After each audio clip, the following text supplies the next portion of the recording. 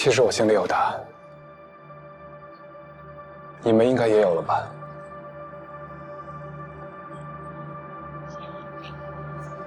只是不知道为什么，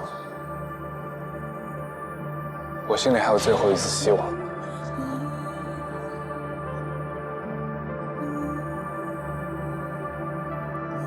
后面的事情让我自己查吧。你已经做了很多选择，我们才能走到今天这一步，也没有必要让自己面对最后这个过程。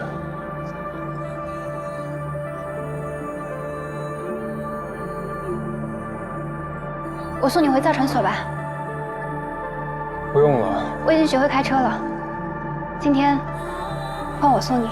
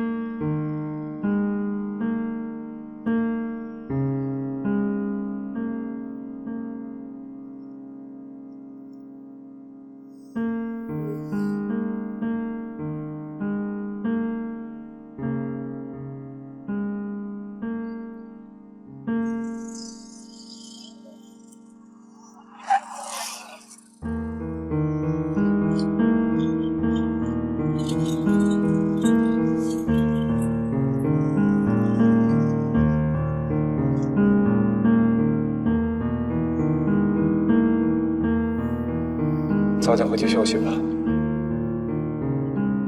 我自己把车开进去。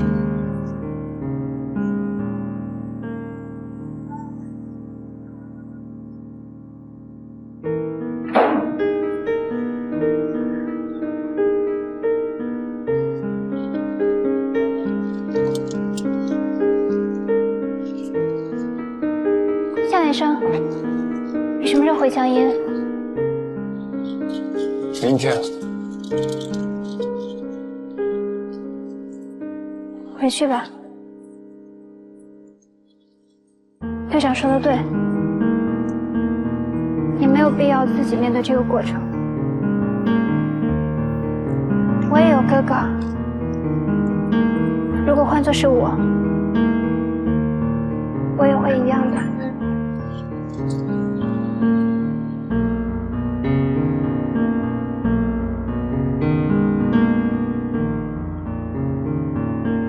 就算彭记者猜测是对的，你哥哥真的参与了这件事，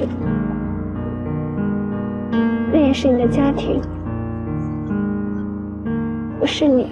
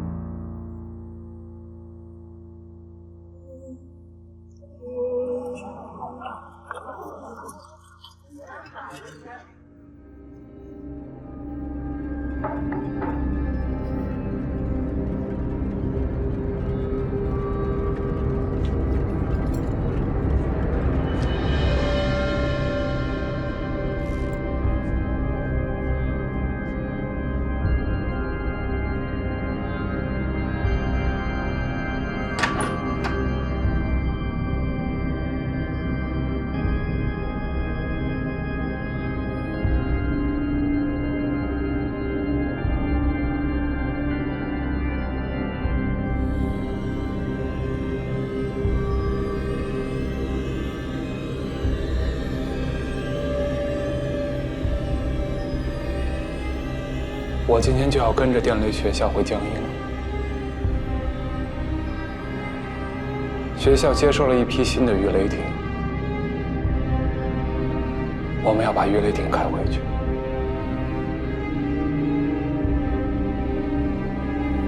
明白。回去好好训练。回去之后，我准备请假回南京。如果彭记者的推测是真的，我哥哥真的参与了那件事儿，也收了李健直属的钱，那他就一定会留下账本，还有票据。这些东西他不可能放在侍从室的办公室，他的家里有书房，这是离我们最近的证据了。等我回到南京的家，我就来上海跟你会合。你来找我，是想告诉我你还要继续查下去？对，彭记者只是推测，而我要亲眼看见证据。除非我亲眼看见他们交易的证据，否则我……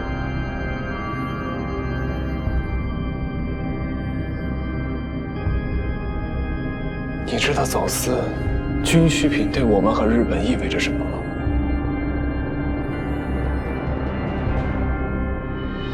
就拿乌纱来说，乌纱是非常重要的军工原料。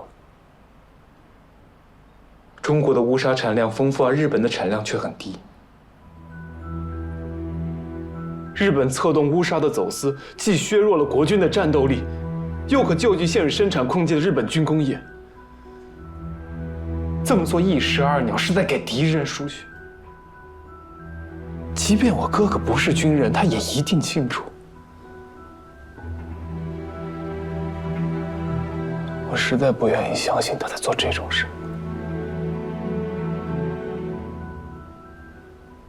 可是乌纱矿是国府军工部门的监管与控制，如果没有官员的参与与包庇，这些矿物是不可能运到日本的货船上的。昨天我从彭记者那个地方回到造船所，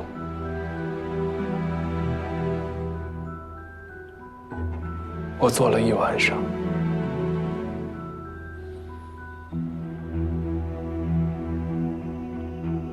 我实在不愿意相信这是真的。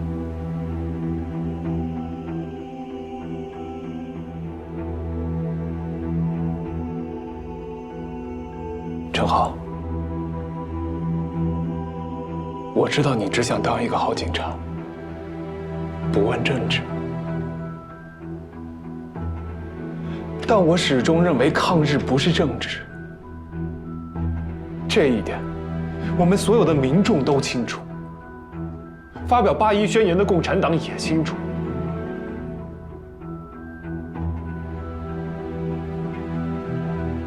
可是我们的政府却不清楚。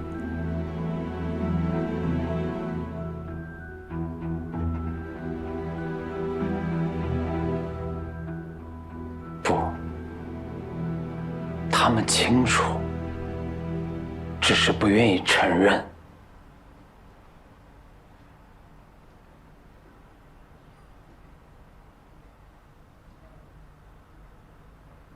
你还记不记得，你之前问过我认不认识一个叫做邓明远的人？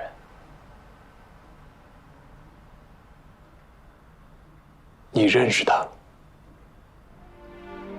不只是认识。邓先生对于我来说，就像是启明星一样的人。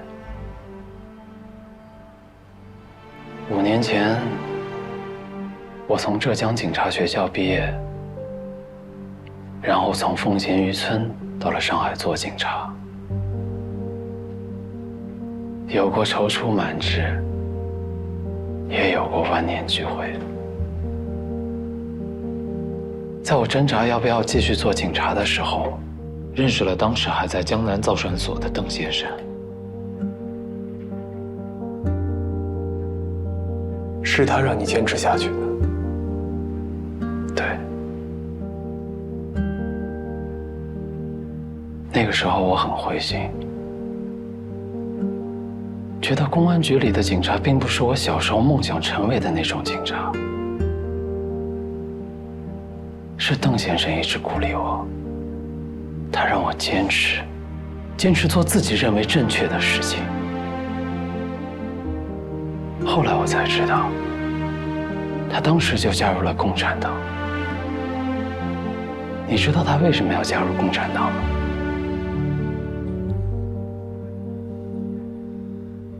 当时我问过老师，他没有告诉我答案。邓先生说，走私无异于自杀，是包着蜜糖的毒药，吃得越多，死得越快。不带战争就必趋于败亡的道路。国民政府走到今天已经无力正本清源。当初跟着先总理北伐的那些战士，如今变成了政客、财阀。人民生活无照，官员却在巧立名目，化国为家。这既是蒋个人的悲剧，是整个国民政府的悲剧。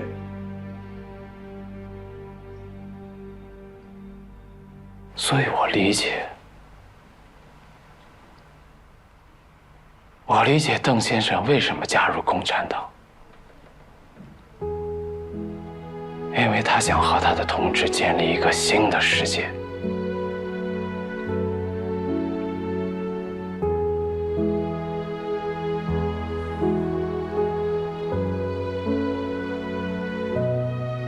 正好，我知道。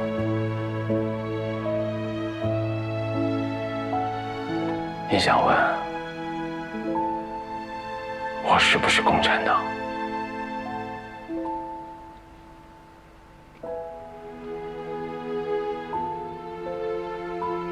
我只不过是一名小警察，只是偶然被邓先生的星光照亮过而已。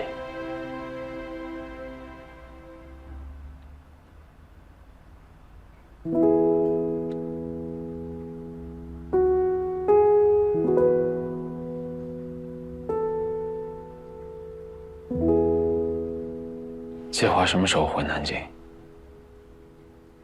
后天。这个月30号。好，如果有消息，30号晚上10点打57331这个电话，这是我家附近电话亭的电话，我在那儿等你消息。好。如果不方便也没关系。我会在上海继续查下去，毕竟那是你的家人。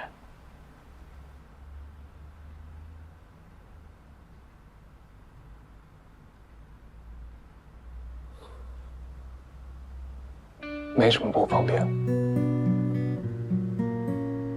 等我电话吧。好。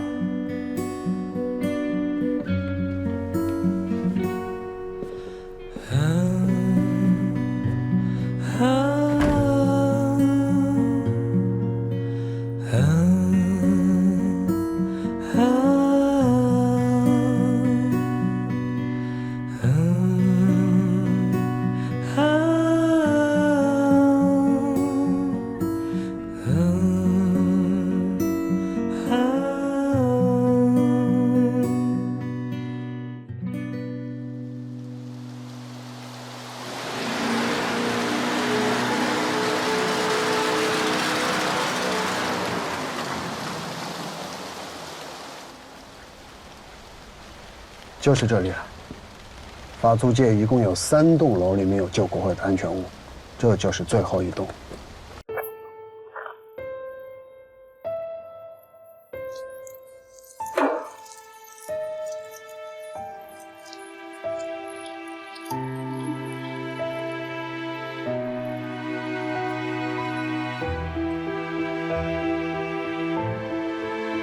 先生，我们是啤酒公司的，我们公司最近推出了几款新产品，想到您这儿拉拉客户，要是能卖得出去的话，提成也有您的。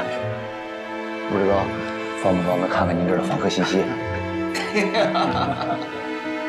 哎呀，稍等啊！好，哎呀，这可您了，登记了我的钱。谢谢。看到房中介啊，在这儿。这公寓平常也不少住人吧？还行，还行。你看我这儿还带了些传单，您这儿来来往往的，也帮我们散一散。多谢。应该的。您这也挺辛苦的啊。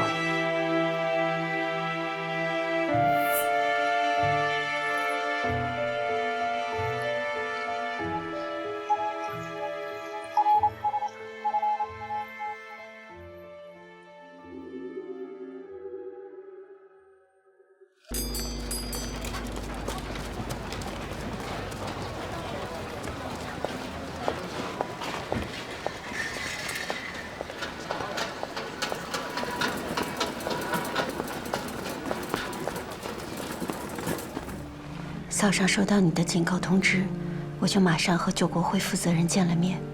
他们也发现最近有些异常的情况。救国会在法租界的几栋公寓里租了房子安全房，还给了门房酬劳，说只要有人来调查这些公寓，就马上打电话通知他们。最近2天，已经连续有3栋楼的门房汇报说，有人在调查房东的信息，包括了彭记者和彭太太住的那一栋。知道什么人在调查吗？自从日本军方施压之后，针对救国会的秘密控制就越来越多。淞沪警备司令部和复兴社特务处，这些都有可能。他们通过什么途径查的房东姓名？跟门房打听，还有去法租界的中介调查。我来想想办法吧。可能通过警务处找到房屋中介，能知道对方的名字。你马上联络救国会，带彭记者彭太太换个地方。好。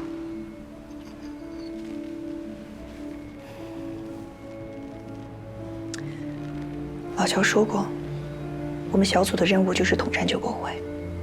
如果这一次，我们可以帮助救国会曝光彭记者的遭遇和他们发现的秘密，不仅能警醒民众、威慑国民政府，还能帮助我们更快地达成统战的目标。但如果只靠我们几个人和救国会是没有办法完全曝光出去的。所以现在我有个计划，想向上级申请。什么计划？想要组织安排人在江海关搞一次大型的集会，一是逼迫江海关调查李建直属的货船，拖延这批走私品出港；二是通过集会和舆论形成声浪，影响越大越好。如果你的计划能够顺利实施，那彭记者和彭太太就是重要的证人。所以他们的安全非常重要。你现在的情况怎么样？我这几天晚上都能看到侦察车在街上来回的搜查信号。对，我之前已经把电台功率从100改到50瓦，最近从50改到了15。15瓦，信号这么弱，能联系上吗？以前是等周围的居民睡下了我就开始工作，现在工作时间再晚一点，0点到4点。我们现在只能兵分3路，你自己一定要注意安全。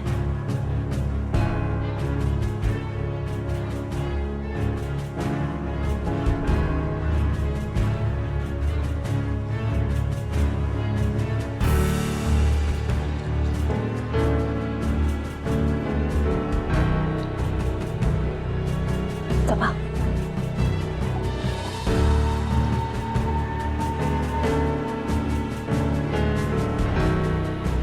季太太，这段时候陈梦您照顾我，感谢啊。我们都是救国会的委员，互相照应是应该的。多加小心。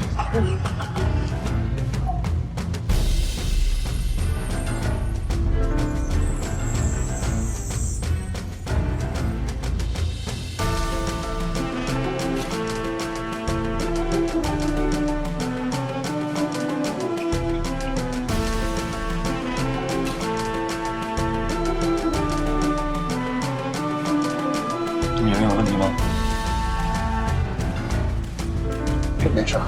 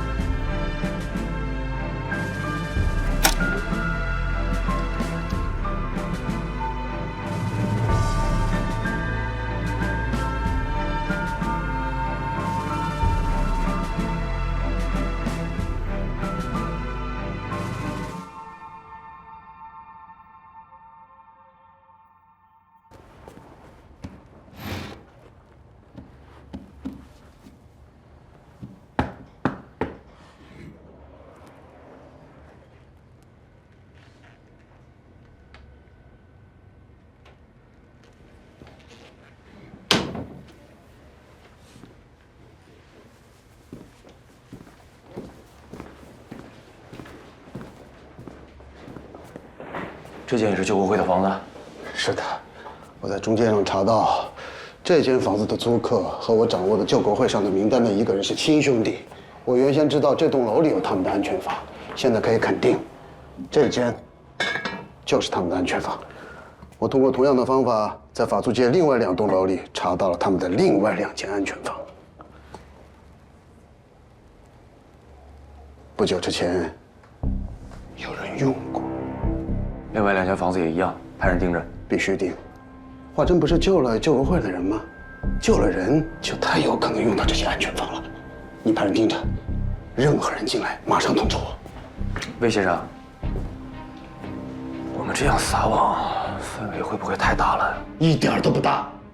你们要相信我，我跟共产党已经斗了6、7年了。你们请我来做这件事情，就一定要相信我的直觉。我们已经距离越来越近了。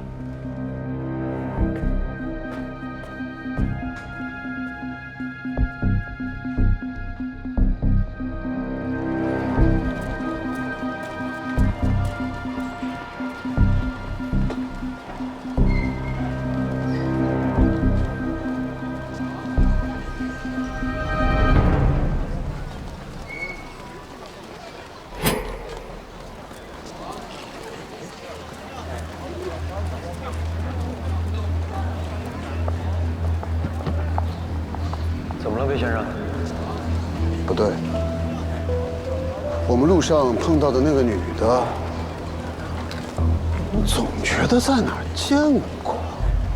最近吗？应该是。那您想想，来特务处之前，您最近常去哪些地方？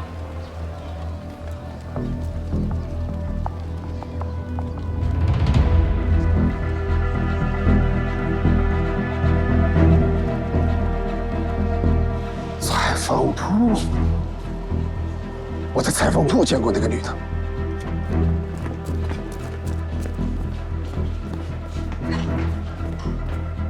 先生，说来跟您打听一下，刚刚有没有一个戴帽子、戴围巾的女的从这里走出来？差不多这么高。好像有一个。你确定她是从这栋公寓楼里走出来的吗？我们做门房的，整天啊就是看着你们在这里进进出出的。跟他在一起的好像还有2个人，她住哪个房间啊？这就不知道了。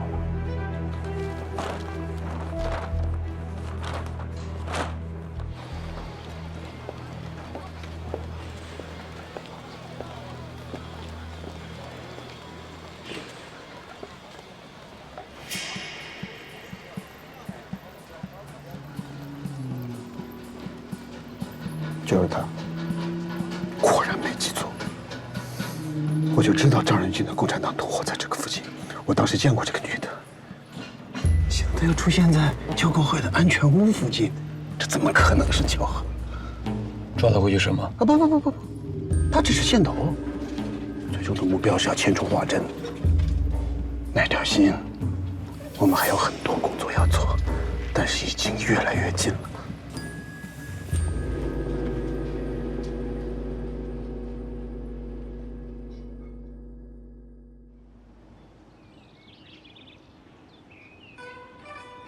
对了，爸爸，后天就是1号了，我要去趟吴淞口。生意上的事不要问我，自己处理就行了。行，我知道了，那我走了啊。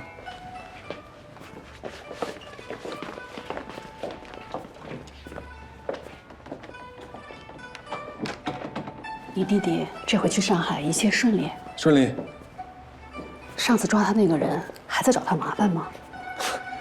你说为那钱啊，他早都被开除了。您放心吧，他在上海的麻烦我都解决了。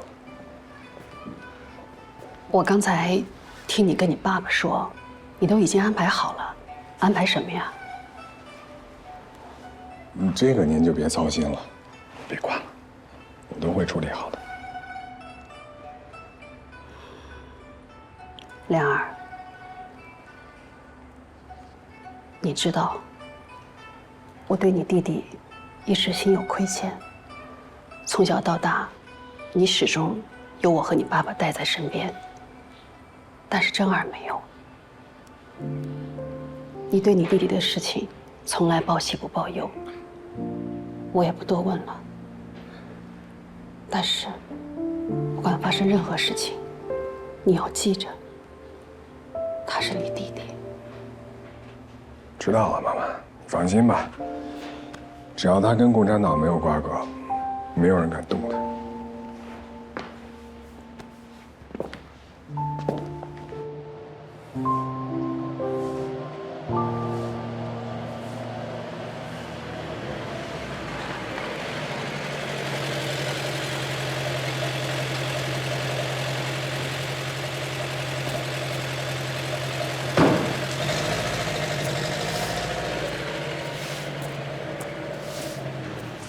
二少爷回来了。来，趁热，先喝点汤。怎么突然就回来了？学校给我们放假，我就想着回来看看你们。我哥呢？他不在南京啊，昨天刚走，去上海了。怎么，你找他有事儿啊？啊，我想让他从上海帮我带一张唱片回来。你知道他住哪个饭店吗？我给他打电话。他是去吴淞口的货运站了，不在城里。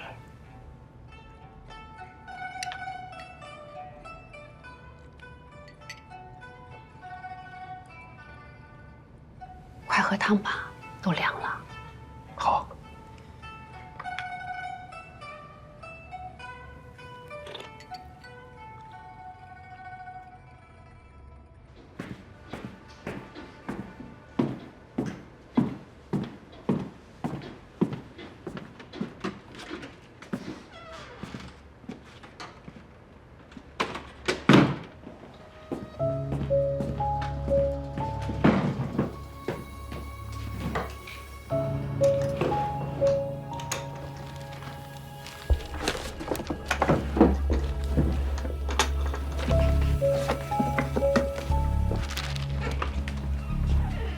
二少爷，您要用大少爷的书房吗？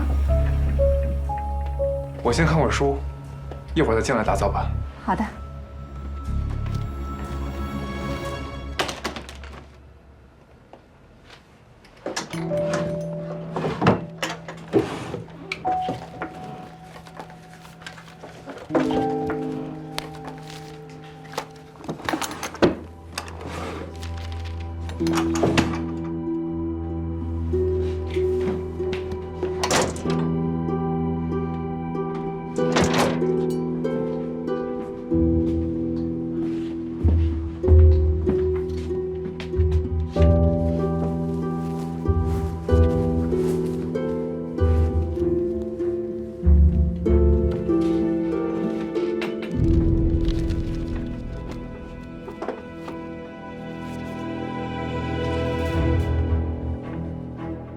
月1日19万6千元，7月1日13万元，9月1日13万9千元，11月1日12万3千元，2月1日16万2千元，5月、7月、9月、11月。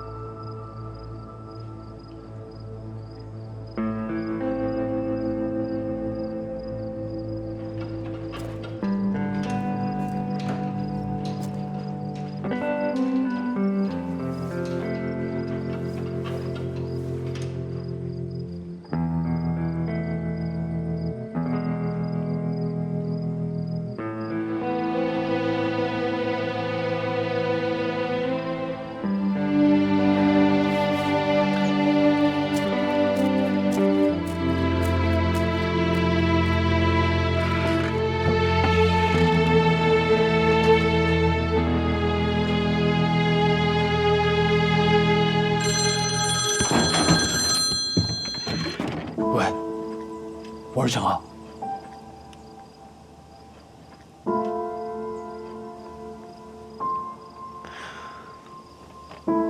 我看了我哥的账本，每2个月的1号这一天，他会收到一笔入账，数额很大。按照这个规律，下个月的1号，也就是明天，他现在去了吴淞口，我估计就是彭记者替他那事儿。我从航运公司查到了，彭记者当时在16铺码头拍到的那艘兴隆丸号日本货轮，下个月6号会在16铺码头进港。1号交易，6号中船，时间正好对得上。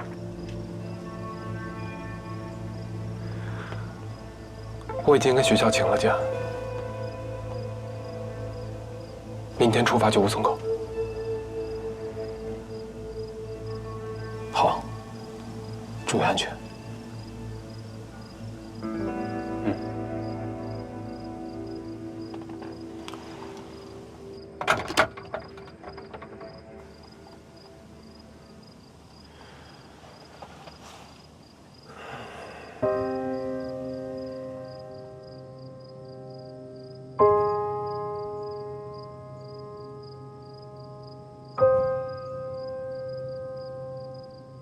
我一生去过常回顾，若使其事了，便归乡土。如今国将不国，乡土也难为乡土。我深知这一切对画家意味着什么，可大厦将倾，一目怎复？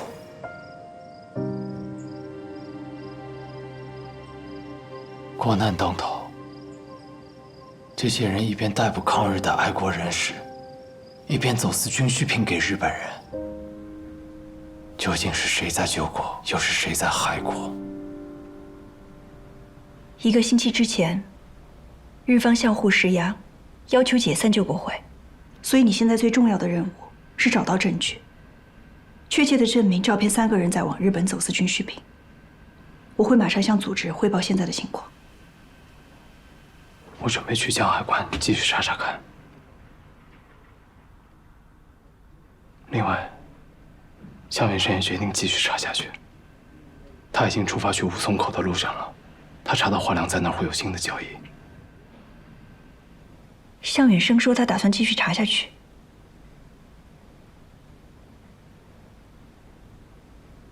我以为他会停手，那毕竟是他的家人。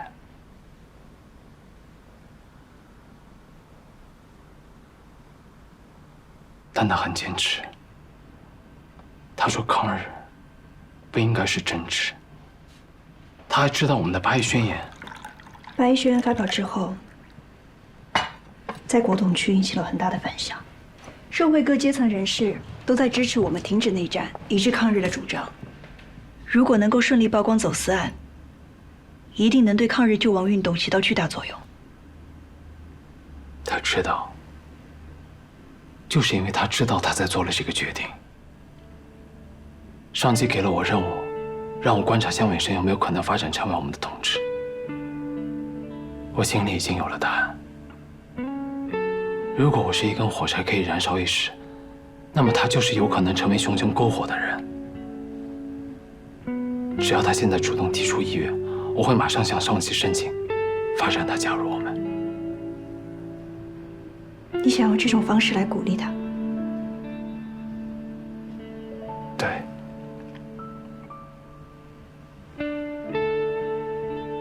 事情发展到现在，对他来说无疑是毁灭性的打击。当初邓先生用他的星光照亮我也希望在他最艰难的时候，给他一些希望。我会向上级汇报你对他的观察结果。另外，我一直觉得邓先生和我们，在某种意义上来说，都是理想主义者。不然一个人很难从组织被摧毁、所有人被打散的至暗时刻坚持下来。组长发展你，既是一个理想主义者对另一个理想主义者的鼓励，也因为你值得。作为地下勤工，你的技能的确不算最好，但你心里有团理想的火苗从未熄灭，这才是最重要的。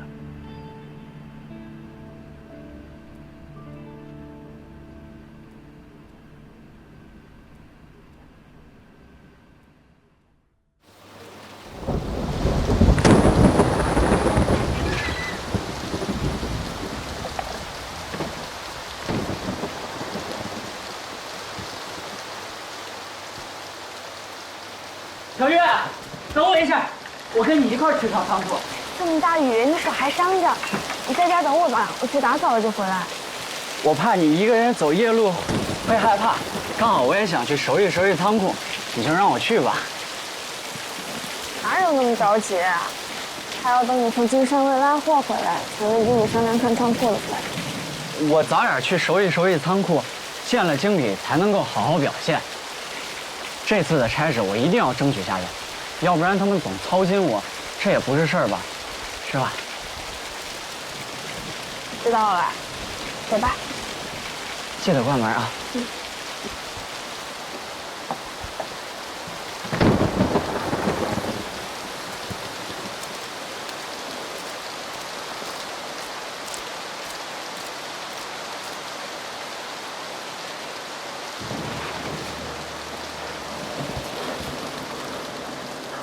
徐伯伯是不是不在呀？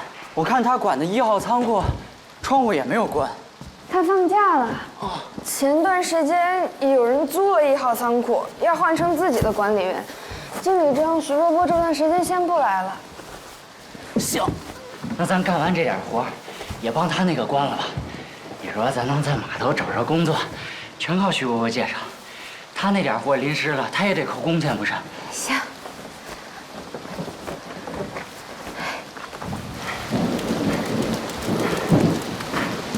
这雨下这么大，里边的货肯定得淋坏。仓库有人吗？有人吗？1号仓库有人管吗？哎，你在这等我一会儿，我上去检查一下。你小心点儿。没事，你不用上了，我自己就行。慢着点儿。啊。